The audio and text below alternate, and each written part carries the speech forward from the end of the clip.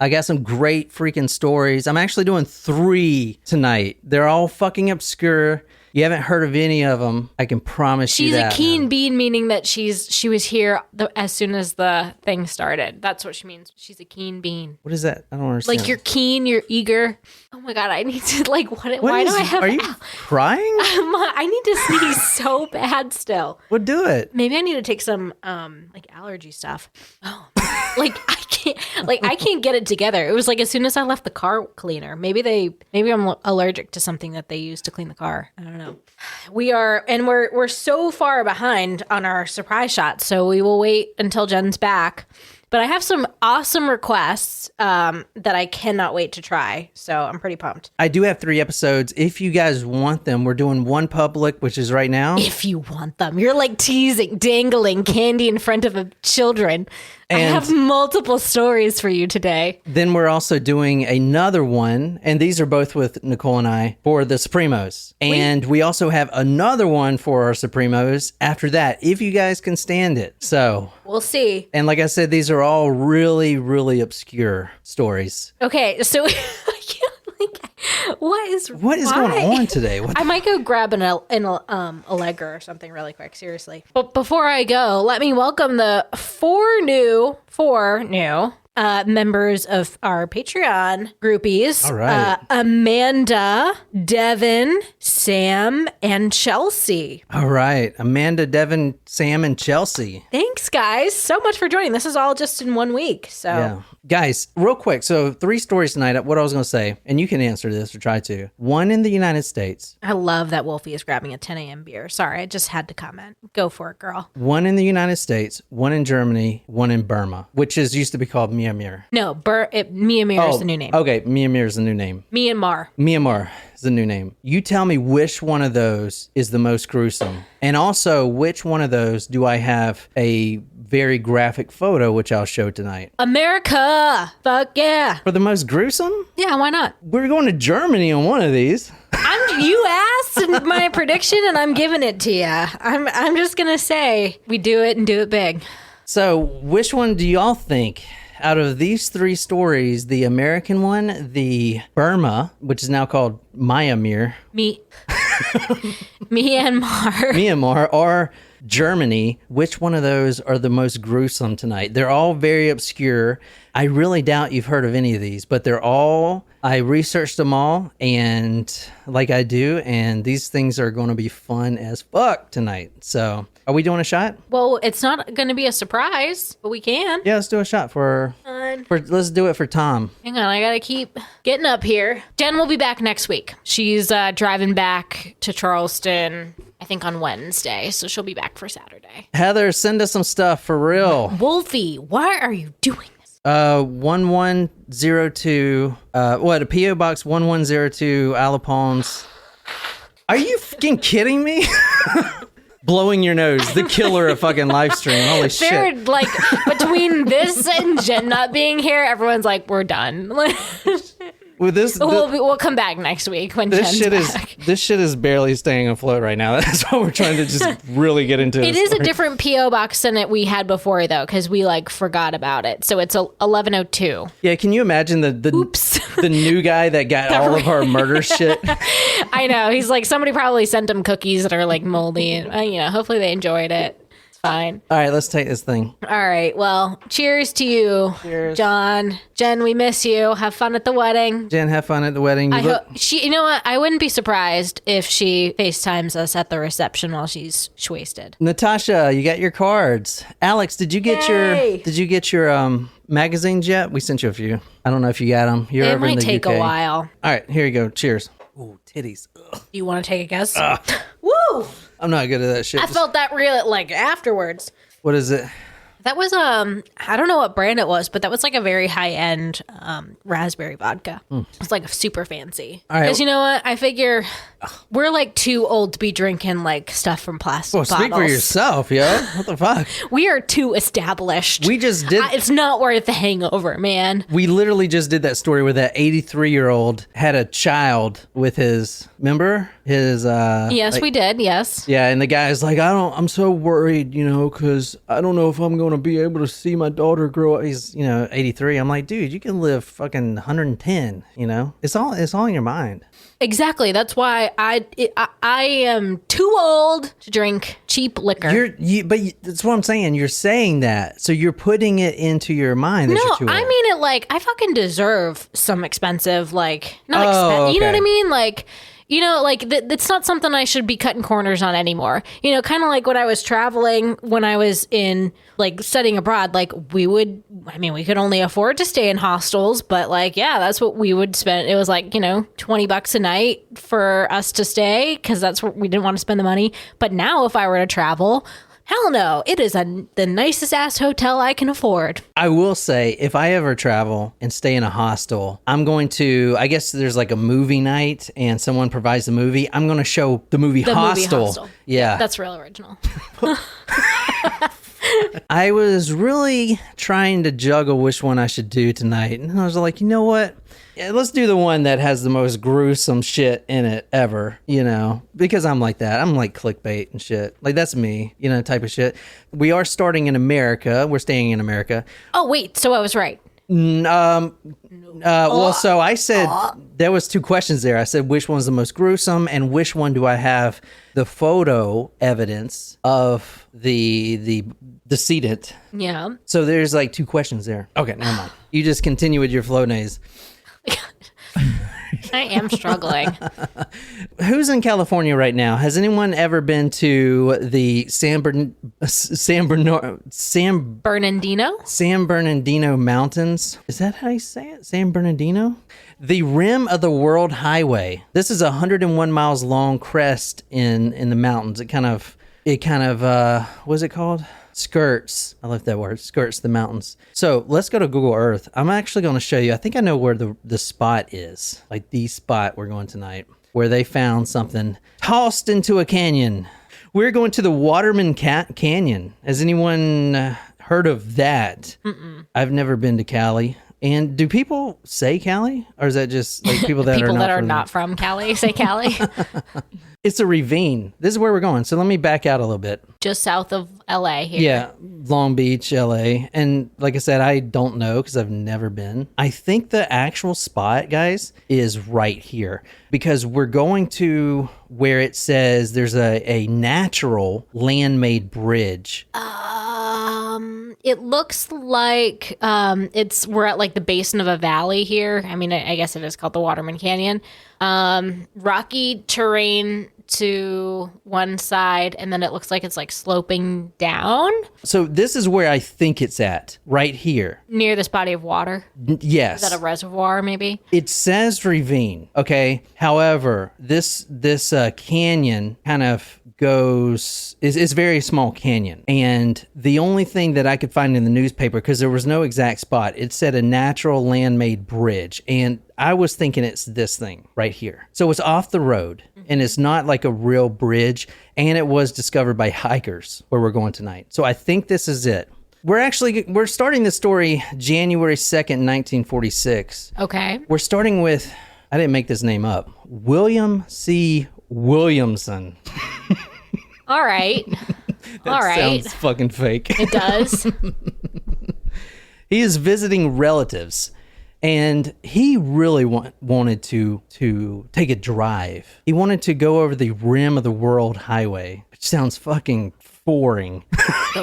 The rim of the World Highway? What? It's a 101 mile crest along the mountains. It's basically what I just showed you. You saw that road there, right? You saw that winding road. Mm-hmm. That's where they're at. However, in another report, another newspaper, I did see that they were also hiking. So we know it's at least two people. William C. Williamson is the only name that I found in the car, but he was with some friends, relatives, uncles perhaps, and they got out of the car and we're just going to walk up the mountains. They were at the Waterman Canyon, which I just showed you on Google Earth, and they crossed this natural bridge, man-made bridge, and this is 8 a.m. in the morning. And before I rim job highway, thanks for taking it there. Greg Gregerson, what the fuck?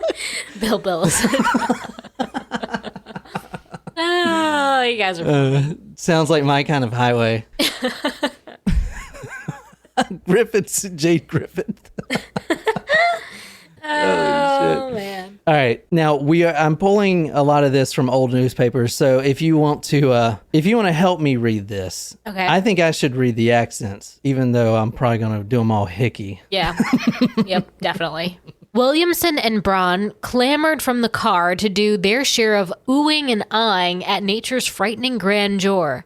Braun's eyes traveling down the little shelves projecting from the cliff. What's that? He exclaimed. Funny looking bundle, eh? Williamson looked down. It's a funny bundle. That's a fact. Agreed the host. Looks like someone aimed to heave something down the canyon and missed it. Let's have a closer look. That was California accent. It was an accent. I don't know what kind, but it was so good. I can do this one accent. Should we do it over or no? No, I think let's move on. Okay, good. All right, let's move on from that. All right, it's 8 a.m. in the morning. William C. Williamson and his friend Braun, that's the only last name I got, Braun, they were driving. They get out of the car. They're like walking through this man-made canyon. They look down and it's like, oh, there's a bundle. It's just, obviously it was placed there. It's not trash. It is in a blanket. It's wrapped with a cord. It's definitely not a body, right? I mean, you would just you would just grab it. That's a leading question. I'd say it definitely is, knowing this podcast is called Talk Murder to me. I will say that both men had to get down on their knees to retrieve it. So it was pushed down in the hill, but as they'll later say, the bundle, and I think it said it here, it looks like someone aimed to heave something down the canyon and missed it. This thing is in the open. So they get on their hands and knees and they retrieve this bundle, and it's heavy. And it's about the size, is wrapped in a gray blanket, is tied with a nylon cord, and the size is about the size of a body. Let's just say that. It's body. It's the size of a body. It may or may not be a body. These two men, they're stumbling to get to their feet because this heavy bundle, which may or may not be a human body, they're pulling it up as they're trying to keep their footing because they don't want to John Jones this situation. They want to, well, that was fucked. The putty guy? Never mind. He did the best he could, okay? Yeah. They stumbled to get back on their feet, and then William C. Williamson actually kind of brings it up and falls backwards, and he looks down at his pants. He just got these brand new jeans, and now they're just all red. All red. It kind of looks like human blood. This is a body in this bag. I don't know. All right. I got that part. He looks down, and he sees this. If you want to explain if you want to describe this, I'd be grateful. The contents of the bundle, I should say, came out, rubbed against his pants, and this is what they were. Oh my. What is it?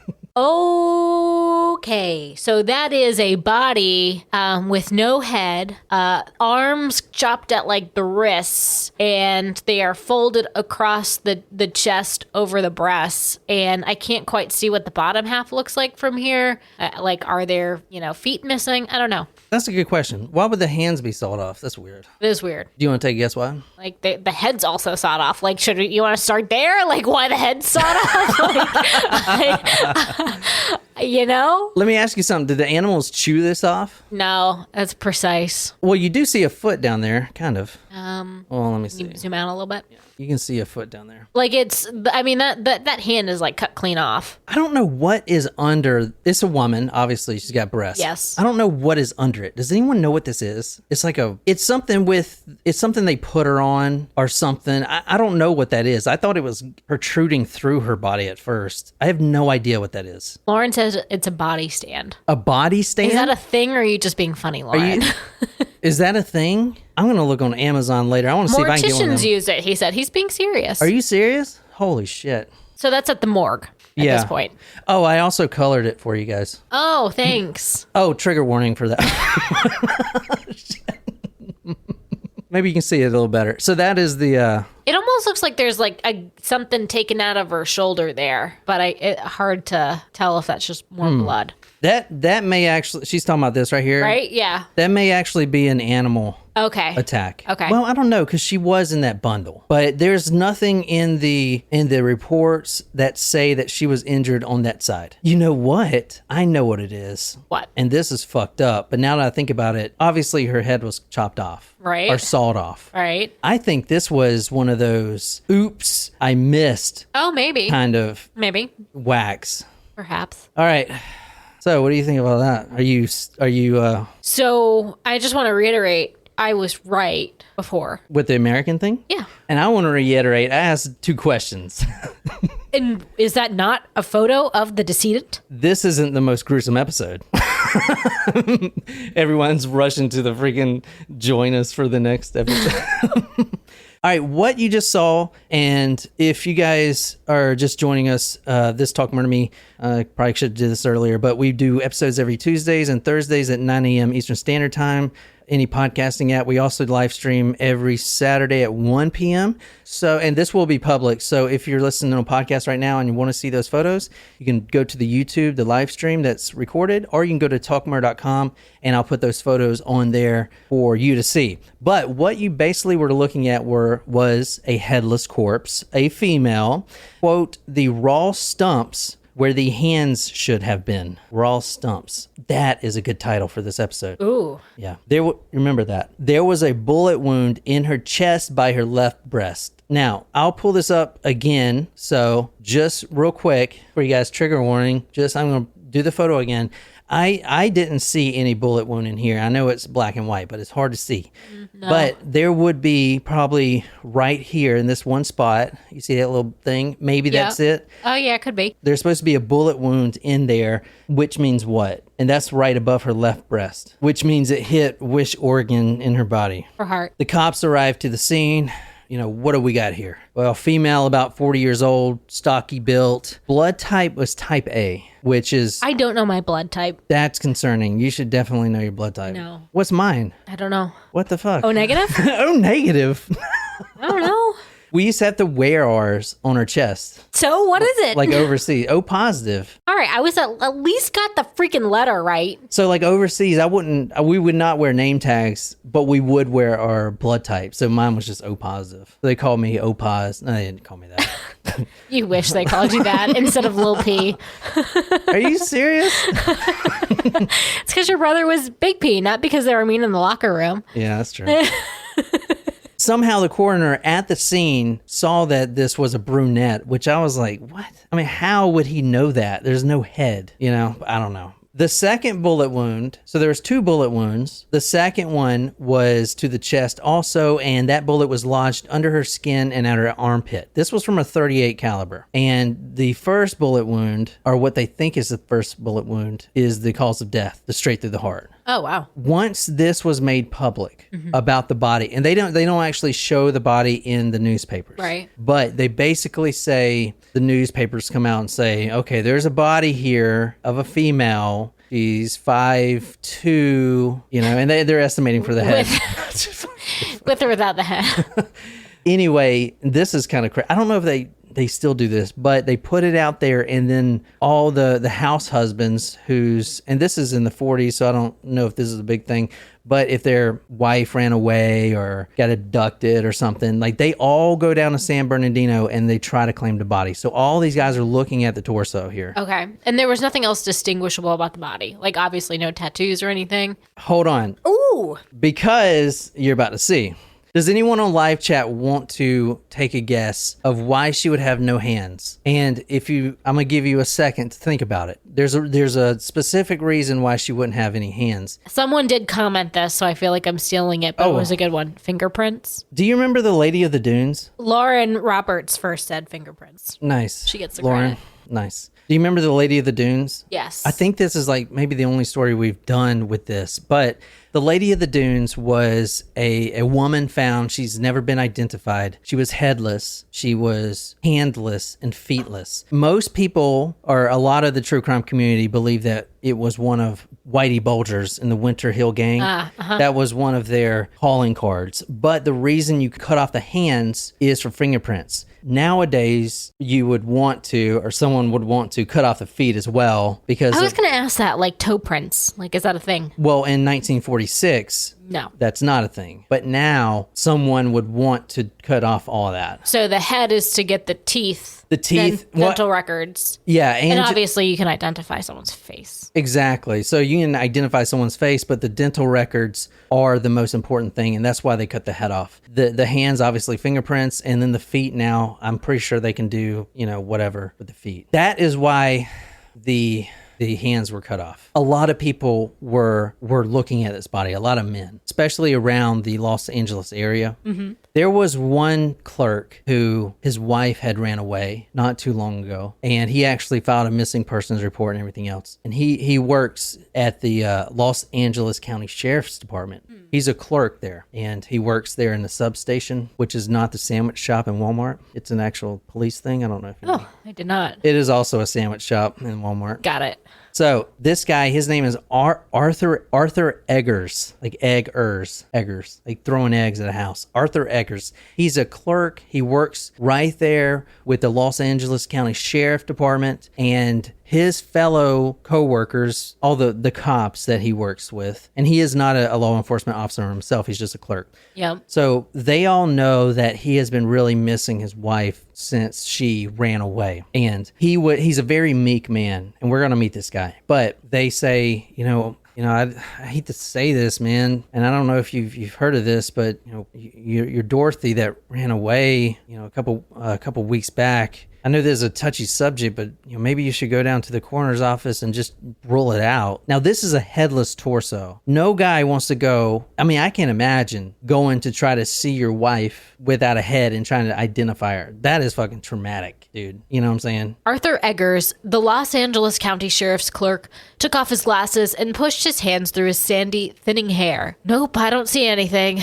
Looked just like another woman to me. I mean, another woman except, of course, no head. Not a bit like your Dorothy, ventured Jewel, his interest in the subject leading him to tread on the ground courthouse workers had agreed to avoid. No, said the tired aging clerk with watery blue eyes.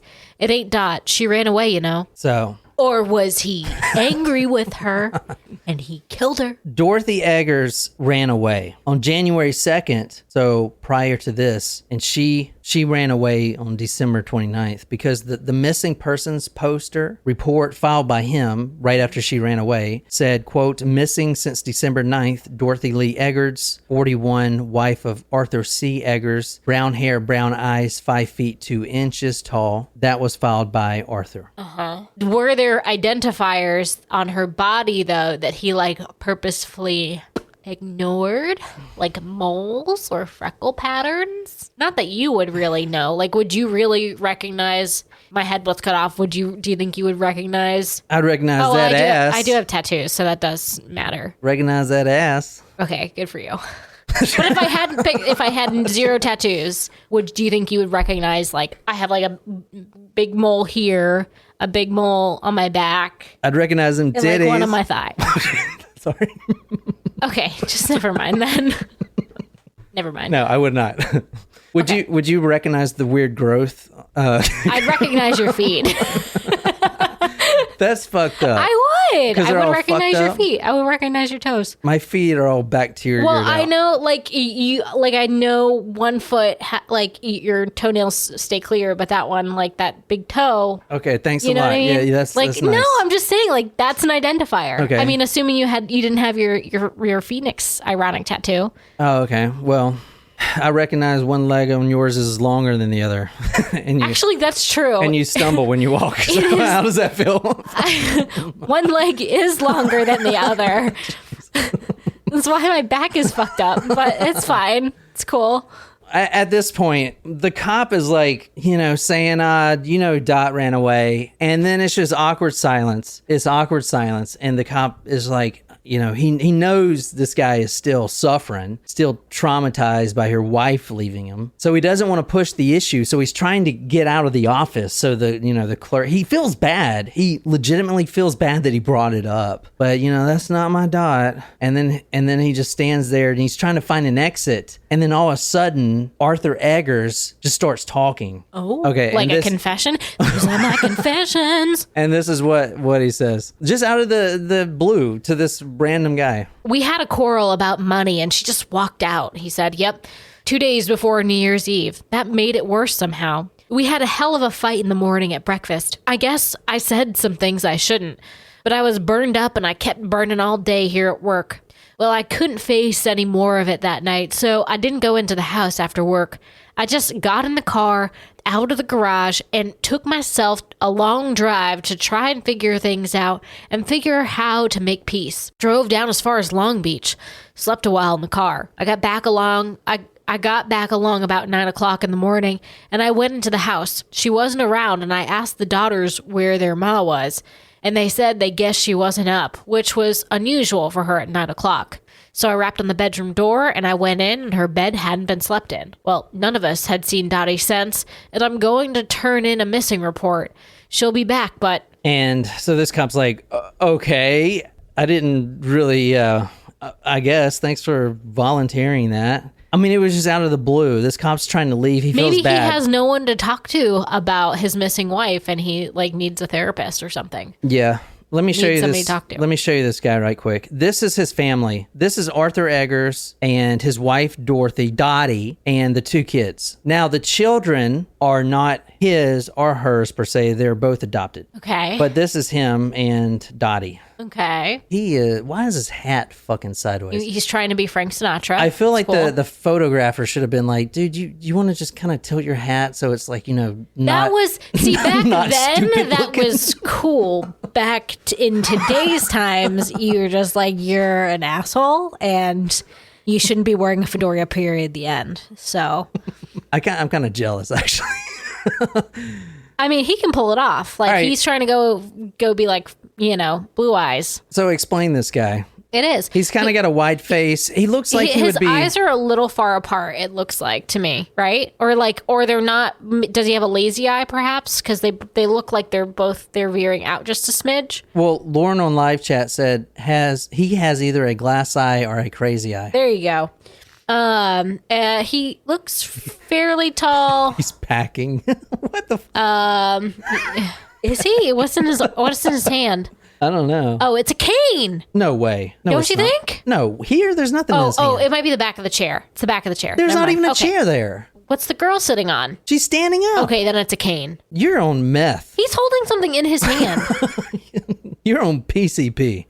All right, describe Dorothy. Now, this is Dorothy, obviously. She looks fun. Okay, tell me about that. Like, she's got a big smile. I think her body language is interesting for the family photo compared to like her husband. What do you mean? She's got a big smile. I don't know, like the crossed arms. It's kind of like she's like being playful and she's like kind of laughing. Like she looks like she's having a great time in that photo, actually. Like she's being a little goofy. And the 2 adopted daughters. Damn, look at that hair. Oof. That looks like Jen's bowl cut. It does look like Jen's bowl cut. She does look fun. They went missing in like 46. So yeah, this is in the 40s. Yeah. So this is obviously, I think their wedding, right? No? Or maybe, yeah. I don't know. Maybe not. All right, so that is the family right there. This guy, Arthur Eggers, obviously he's still distraught about his wife. He still hasn't went to see her yet, but, and that he wasn't being interrogated. The officer literally just felt like an asshole, but he said, you know what? I guess I will go see the body. Just to be sure. This is him looking at the body. I mean, look, it looks like he's like inspecting a painting kind of shit. What do you think about his posture there? You think he's like, well, I'll be damned. That's a weird picture. Yeah, it is. Look how his arm is kind of cocked back, What do you think? He's inspecting. He's not like emotive at all. Yeah. You think he did it? I don't know. I'm going to stay tuned to find out, though. On the next episode, thanks for tuning. All right, that was him inspecting the body. Quote, well, the woman's a little bigger than Dottie. So he said it's not her. Remember on the missing person report, he said 5'2". This woman's 5'7". Dottie's 5'7"? Yeah. Okay. So it can't be her. Someone else hears about it. A guy named Dr. Clarence Carmichael. He's Dottie's personal physician. And I put in my notes here, the lesson, guys, here, you don't learn anything else. Make sure you cut off them feet too, god dang it, because that's how you can really identify somebody these days. All right, make sure you cut them damn feet off. This guy, Dr. Carmichael said, I know that's Dottie. I know it. I'm going to go down there myself. Now, he's her personal physician, and I'm going to make sure it's not Dottie. How can you explain the height difference, though? If you want to read this. It's Dorothy Eggers, all right, he announced on his return. I recognize that scar on her right shin. She got it in an auto accident several years ago. Also, she had numerous bunions. So has this headless body. What's a bunion? That sounds disgusting. It's like when you're, Is it like I have a a friend sore? that has them. No, it's, I mean, I've heard it before.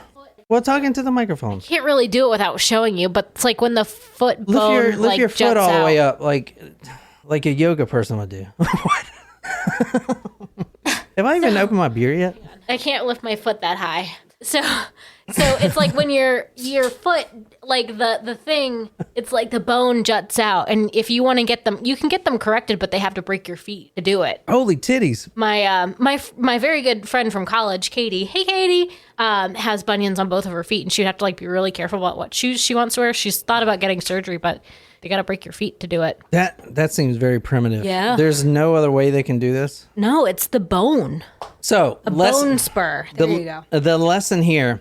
Now, how would this personal physician, I mean, he's got how many patients? Hundreds of patients. This Dr. Carmichael. The doctor said, you know what? Dot's height is 5'7". I know that for a fact. Oh, it turns out that Arthur may have gotten the estimate wrong on the missing person report. Oh. Said she was 5'2". His colleagues started suspecting Arthur Eggers of murdering his own wife. Quote, me? Why, I wouldn't harm a hair on my wife's head. We quarreled a lot, but what married couple doesn't? I need her to take care of the children. She said she was going to leave me, and I suppose she did. Maybe she rode off with some truck driver. She loved to hitch rides and truck bagged.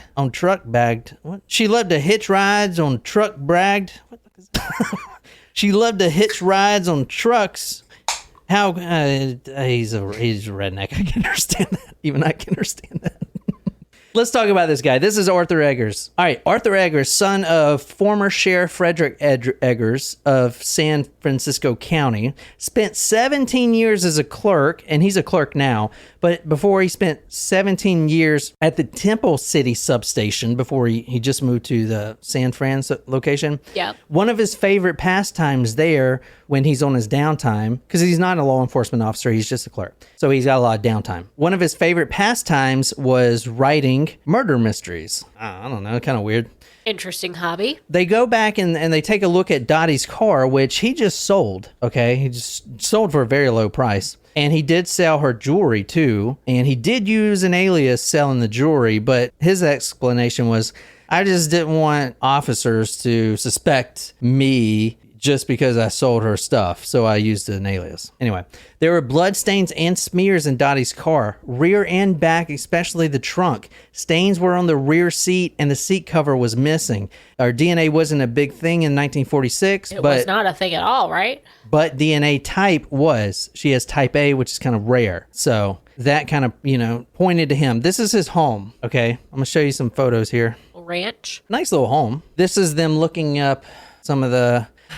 And I think these holes here, no, this is the actual photo. I didn't put these arrows in there, but I think because they didn't find anything in here. And what the photo said, this is from the public library in San Francisco Public Library Archives. Archives. I think these are just holes they dug to try to find something because there was nothing in here. There's no bones. There's no teeth. There's nothing. So I don't know what the hell they put those arrows there for, but that's a little bit about the house. That was a 5800 North Rosemead Boulevard. If you want to read this. There were signs of blood in cracks on the bathroom floor, more signs and cracks in the old-fashioned bathtub. There was blood on a pair of Eggers' shoes and blood on a pair of trousers hung in his bedroom closet. In the garage stood Eggers' tool chest, complete except for saws. They could not be found. Also missing from his quarters was a .38 caliber pistol Eggers was known to possess. The clinching clue, the officer said, came from some strands of hair on Dorothy Eggers' bureau. These hairs matched in texture and fiber the strands found on the gray-green blanket in which the corpse had been wrapped. I think you're getting sick. I think I'm allergic to something because this just started like 2 hours ago. As I said, this is the adopted daughters. I'm just gonna show one more photo. That's them, 11 years old. Well, that's just the 11-year-old, I think. There was one 11 and one 19 years old at the time.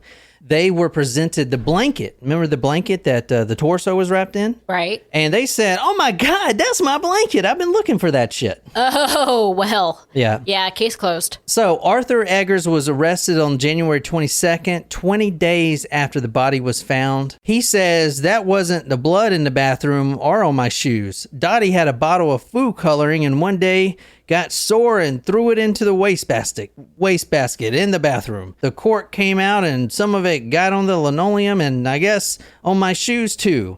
And I didn't get blood on my pants. If I had, I'd wash them. The blanket? Them girls are lying or mistaken. We never had a blanket like that." So this guy's just fucking making up shit. Yeah. I mean, nice try though. Like good effort with the hands. Where'd he put the hands in the head? All right, I'll tell you. And we're kind of wrapping this up. But before he did confess, let me tell you a little bit about their relationship.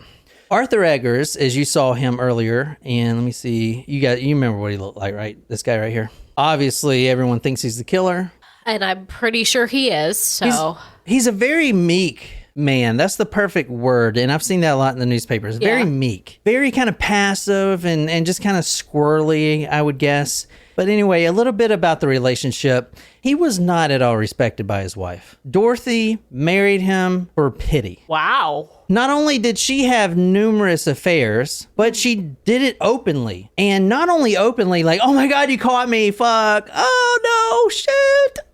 But it was like, "Yeah, I'm having sex with him." And then she would talk about the details. All the salacious details. "Yeah, he bent me over his caddy and rode me like a racehorse." All this shit, like on my face, all kinds of shit. Boy. Now, she is saying all this stuff. Why did she marry him? Like, was there a reason? Like, is he wealthy? No, that was a nice home. And, I mean, I don't know why she married him. I mean, it's like, what? Yeah. Why'd you marry me? What the fuck? Because I love you. Well, there you go. Maybe at one point they loved each other. So she had numerous affairs. She would say, "You're not even a real cop. You're just a clerk. You know what? All those, I banged half the precinct. Yikes. Like your friend Fred, freaking gave him head." Oh, that's fucked up. Stop. That was gross. That was gross. She says, "You're a disgrace. I married you out of pity. You can't even get me pregnant." Remember, those were the adopted children. All right. "You can't satisfy me. I don't love you." On December 29th, he comes home from work, 9 p.m. He's working all day as a clerk, comes home. He's tired. He's ready to put his hat on the thing and kiss his daughters goodnight and maybe play some Nintendo Wii or something. And he pulls in and he sees a silhouette of a man leaving the window. Obviously, she's cheating on him. This man, as you're about to hear, was someone that he knew. Uh-oh. He said this. Was it the guy that told him he should identify the body? No. Close though. "Well, I'm going to fix that old doctor from ever coming back here again." Oh, snap. The personal physician. The one who was convinced it had to be her. Dottie. That's my Dottie. Oh, wow. Yeah. That's how he knew everything. Knew about her bunions, her scars. Snap. Wolfie, you called it. Is it the doctor? She got it. Holy shit. Nailed it. He grabbed the gun out of the chiffonier. I don't know what that is. Chiffonier. Fancy. Dorothy stepped into the hallway to intercept him. He tried, and this is from the Peoples versus Egger report from the court. He grabbed the gun, and she tried to get out toward the front door, and she struggled with him. After some struggling, they worked their way to the bathroom. Quote, "I was trying to shove her away," he declared, "and she was trying to pull me, and then we both fell in the bathroom and the gun went off." That's what he said initially, right? Obviously, that didn't happen. Did he also, like, magically slip and cut off her head and then hands? Like, oops. Well, here's the thing. Now, he's went through numerous confessions, but we finally got it. Here's what happened. Everything did happen, yes. He comes in there after the man leaves, and she was, he's like, "What the fuck? Who is that?" And, a normal couple, woman or man, would be like, "There was no one. She's sitting there butt-ass naked. Oh, yeah, he just fucked me. I don't know why he left so quick. I guess he didn't want to see you." She is that type of person. "Yeah, I fucked him. What the fuck?" She's like putting on her clothes slowly. you know? She started laughing. It's in the police report. She started laughing at him. Okay, do you think that's actually true? Or is that what he might just be saying to justify his actions? Here, you tell me. He accused her of adultery. She laughed at him, he said. We started to fight, and we fought all the way down to the bathroom. I hit her in the face, and she fell, stunned, into the tub. I ran to my bedroom, got my gun, returned and shot her twice. Eggers said his daughters slept through the noise. I was so damn mad I cut off Dot's head and hands. I packed it all in a car and threw it away along with the dirty saws and the gun a few miles from Waterman Canyon. She laughed at him. I mean, yeah, dude. I know, but like, is there anyone else a witness to that? All right. You know what I mean? Well, like, could some of that be fabricated to be like, show it was a fit of rage that caused him to do it? Like, I get she was actually having an affair because the doctor figured this out. Like, that part we actually know. The doctor was getting out of the house. Yeah, I know. And he was able to identify the body because he knew the body pretty well. Yeah, and he was like, well, she went missing right after I left her house. Right. So that's kind of weird. But, like, do we... I'm just saying, like, planting a seed of doubt in like, all of her behavior. Like, that may not be true. No, it's very well documented that she was having extramarital affairs and treated him... Yeah. Okay. The whole precinct knew. They felt sorry. This is a guy everyone feels sorry for. Okay. It's like you go into your office and you know some guy's wife is just cheating on him all over town, and you see her, you know, all over. You know what's fucked up? I want to say something right quick. Do you know, so when I was stationed in Fort Bragg, the bars and stuff, the nightclubs, the bars, the whatever, the times that they were really packed was right when the 82nd leaves. Oh, that's so fucked up. Yeah, you know when the 82nd deploys because those housewives are filling up them bars. If you don't believe me, I mean, and you go into because this happened to me once. I fucking hate it, but I didn't know. You go into the house, there's like no photos of anything, you know? Like, that's kind of weird. And then the next morning, it's like you take like, what's this photo that's been turned down? It's a wedding photo. Yeah. Yeah. Oh, I guess, well, I feel like a dick. They did find the gun and the saws. The gun and saw were found by following the directions given in his statement. Upon the gun, there was a fatty, greasy substance and human blood. There was also numerous bits of tissue, bone, and fatty debris. One piece of bone, a rather large fragment, was forcibly wedged between the clip and the frame. The gun also had his initials engraved on it. Where's the head? He said he was so goddamn mad that he burnt the head. He said, I was so damn mad that I cut off Dot's head. And he says, why, on the morning of the 30th, I know it's against the law to burn anything in Temple City. I don't know why he would say that. I know it's against the law to burn anything. It's like, dude, you murdered your wife. I'm pretty sure there are worse things. He said he put her in the incinerator in his house, kind of a Dylan Millard type of situation here. So he's got that incinerator right there. Yep. Now, they went through all this and didn't find any of her ashes and stuff. Now, that's kind of going to come important. So the soil was analyzed. They didn't find anything. And he said, you know what? No one in this world will ever find my wife's head or hands. And then he pointed heavenward. They're on their way up there right now. Now, this doesn't make any sense. All right. The family comes forward and says, you know what? He didn't do it. I love Artie to death, but this guy, I mean, he can't shoot a damn fly. He doesn't even he doesn't even know how to shoot. He's kind of a pussy. Let's just be honest. He's kind of a big puss. I'm just saying. Is he a puss because he murdered his wife, though? No, he's a puss because he wouldn't murder his wife. He's been putting up with her cheating since before they were married. It doesn't make sense. And plus that, they have 2 teenage daughters. Well, one of them's almost a teen. She was 11. Is a very small house. Plus, they had one boarder at the time, a Leslie Loomis. One boarder, 2 daughters. How is this fight going to happen? They don't know anything about it. This is 9 p.m. 9 p.m. And he shoots them, shoots her wife, cuts her up. The family comes forward and says, hold on a fucking second. That shit don't make any damn sense. Arthur is just he's just a weirdo. Of course he's going to confess to it. He's a fucking weirdo. I mean, we love him, but geez, look at him. Seriously? Look at the guy. Mr. and Mrs. Henry Lee, his brother-in-law and sister-in-law. Why, we went to a family party at the Eggers on Christmas Day, and they were both in fine spirits.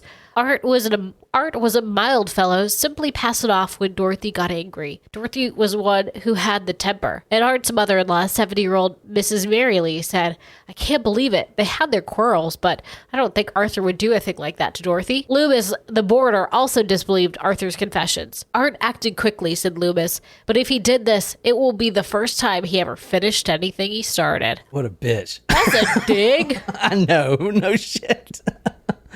There's no way he did this. All right. Here's the truth, he said. Here's what really happened. Yes, I came home. I saw the doctor. He was running. This was 9 p.m. But on that night, the girls were at a movie. All right. Well, okay, even when they got back, they have this routine, or they always tell their mama good night, and even when they got back, they told her good night. They opened the door, and at this time, she's sleeping in her own room, in her own bed. So that's kind of the relationship. They come back, open the door, good night, Dottie, good night, mama. Close it quietly, maybe she's already sleeping, and then they go to bed. That happened that night. Wow. So how did this all happen? All right, well, everything I said happened, but the girls were at a movie, and the boarder was on her own date. So after I shot her, I went into her room, turned off the lights a little bit, maybe lit a candle or whatever, threw her body in the bed and kind of covered her up so you can't see the blood or anything, and kind of made it look like she was sleeping. And then after the girls came in, they opened the door. Good night, Dottie. She's dead in the bed, already dead. I mean, still with her head and everything, but they just think she's alive, but she's been dead for like 2 hours. So check that off the list. Remember, this guy's a murder mystery writer, so he would know how to kind of do this stuff. Yep. He waits at 2 a.m. and then he starts the sawing. Sawing that head straight off. Now, there's a lot of support behind him, but obviously everyone knows he did it. I mean, you know what I'm saying. Nevertheless, the frail, bespectacled clerk went to his death in the San Quentin prison lethal gas chamber last October 15th. His last words were, shot her, I may have, but I never cut her up. Oh. Yeah, he did. I know he did. He's just trying to be like, it was bad, but it wasn't that bad. Oh, shit. Anyway, what do you guys think? That's the story, man. That's the Arthur Eggers story. Kind of crazy. Yeah, that was interesting. That's definitely a very graphic photo. Yep. And that is one reason I did the story. I'm not going to lie. That is the reason I did this. I was drawn to that. But guess what? We have 2 more stories. Sweet. We're going to Germany. Perfect. This is a fucking nuts case. I wish you told me before. I would have gotten some pretzels or something. I'm gonna give you guys. I could have made Wiener Schnitzel again. I'm gonna give you guys a little hint about the Germany story. The 10 Commandments. Like Ben-Hur, the 10 Commandments? Or Ben-Hur? isn't that the movie? That's like Moses and shit. Yeah. He's up on the mountains. This is like a movie, kind of like Ben-Hur. He's up on the mountains and he's got that book and he's like opening. Yeah. It's not a book, it's a tablet. You are a heretic. Oh my God. You, straight one-way ticket to hell. Anyway, we're doing crazy story on that. And then also, if you guys want me to continue, I have a crazy story. We're going to be talking about cannibals that are also monks. Fucking nuts. Oh, monk cannibals. I wish you told me. I would have gotten some Trappist beer. Damn it. Anyway, if you want to stay on for that, if you're not a Taco Supremo, talkmurder.com/join, we'd love to see you. We're going to I'll make sure the link works this time. Don't worry. It was a little, it was the scheduled post on Patreon didn't work. I had to go back in there. So we will make sure that, wait, what was I going to say? Anyway, if you guys like this episode, these will be out on Tuesdays and Thursdays, 9 a.m. Eastern Standard Time. We live stream every Saturday at 1 p.m. Eastern Standard Time. As I said, we're going to continue on with this. If you like this, stay with us. And these next episodes are kind of like one-on-one. We really interact with you guys out there, and it's a fun time. So talkmurder.com/join if you want to support us with that. But we're going to take about 10 minutes, and that's all I got here. So until next time, good night. Good night, you lovely, lovely people.